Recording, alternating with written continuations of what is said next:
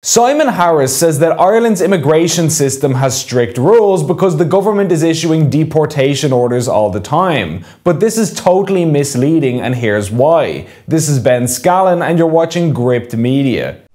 Before we start the video, if you want to support Gript and our work, make sure to click like, subscribe and comment, because by liking, commenting and sharing, this channel will get boosted in the algorithm and get seen by more people. So if you want to see this channel grow, just take 2 seconds right now to like, comment and do your part to support independent journalism. And so with that said, on to the video.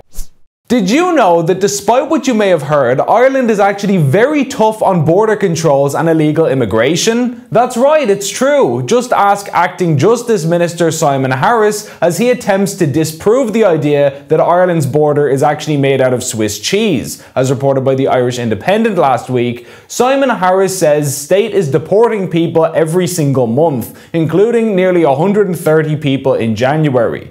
Justice Minister Simon Harris has said that the state is deporting people every single month, including nearly 130 people in January, as he hit back at claims from the far right. Mr. Harris said, "There are myths and misinformation being put out there by some that we don't have a rules-based immigration system in this country. And I just want to be really very clear. This is a country that has a fair, compassionate immigration system. This is one that will welcome people here and protect people who are fleeing persecution. But we do also have rules for people who come here who don't have an entitlement to be here, and even in the month of January alone, we saw 128 deportation orders being issued." Now, this is amazingly misleading on the part of both Harris and the Irish Independent with that headline. You'd actually be hard-pressed to find sophistry like that outside of a used car dealership. The claim here is that around 130 people were deported in January as per the article's headline, thus implying that Ireland has a strong immigration system that routinely kicks out those who aren't supposed to be here. "We're not a soft touch," Harris and the article are effectively saying. "What are you talking about? We kick people out all the time." But Harris later clarifies that it was not 130 deportations, but deportation orders that were issued, which is an enormous difference. How exactly is an actual deportation different from a deportation order, you might ask? Well, as we covered before here on Gript, here's a clip of Inish Director General Michael Curran, which makes that distinction quite clear. Curran is the head of the Irish Immigration Service at the Department of Justice, and in 2018 he said that when a deportation order is issued in Ireland, the onus is generally on the person to self-deport. The authorities don't do it themselves.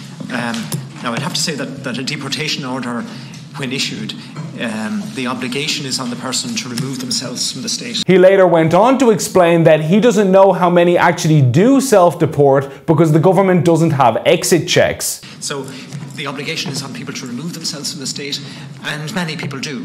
And therefore, it's not the case that every deportation order that's issued is automatically comes to the point where it requires the removal of a person from the state. Many people voluntarily remove themselves. We can't be precise about how many actually do because we don't have exit checks at the country. Now, some people are deported by force and actively put on a plane by the authorities, but it's definitely not common or the norm. Most are just told to leave, and then whatever happens next is anyone's guess. And so it is patently ridiculous and absurd to say that hundreds of people are being deported every few months. Hundreds of people are being ordered to deport themselves, but that is far from the same thing. And we have a very good reason to believe that many individuals do flout these rules and don't actually comply with the orders. For example, take the case of Chico Macamda just last year. Chico Macamda is a 39-year-old convicted serial sex offender living in Ireland. He was believed to have come from Angola in 2009. However, the Angolan embassy says that they have no record or knowledge of him, so nobody actually knows where he's from in reality. He has at least 15 prior convictions in Ireland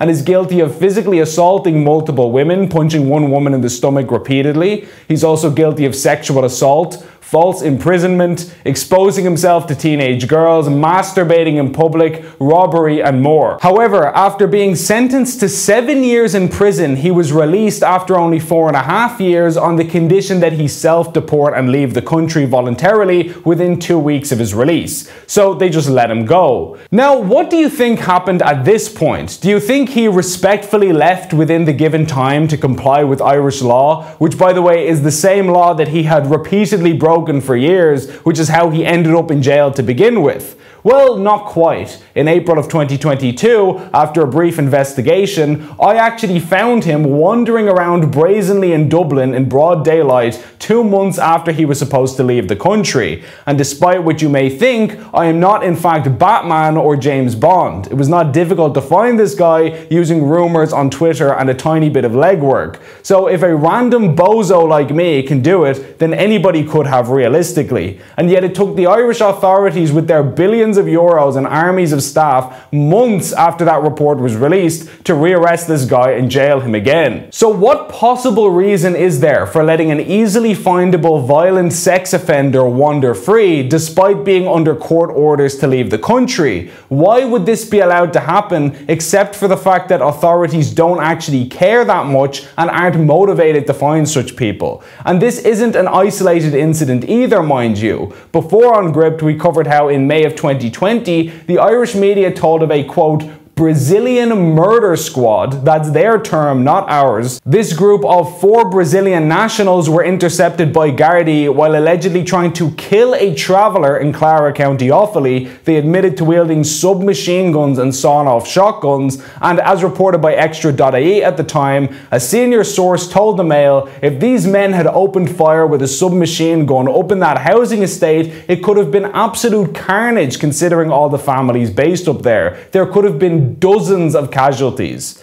Now, how does this relate to deportation orders, you might ask? Well, The Independent explains. The court heard that De Silva, one of the men, has 24 previous convictions in Ireland, which include offences for theft and possession of knives. He has also been the subject of a deportation order since July 2019, having entered the country on a holiday visa. He was reportedly convicted and sentenced to 5 years in prison initially for firearms charges, and an extra year was later added for drug dealing. So this man was given a deportation order in 2019, and yet here he was in 2020, a year later, running around the country with automatic guns, allegedly trying to shoot up rural housing estates and potentially kill Irish citizens. And there are many other examples like this. So what's the point of all this? Well, when politicians tell you that they are issuing more deportation orders, that is in most cases an absolutely worthless attempt to bamboozle you. It doesn't matter if you issue 100 deportation orders a day, if you don't enforce them and you don't check if they've been enforced, then the whole thing is entirely pointless. Deporting someone means putting their arse onto a plane seat and then watching them take off to their destination,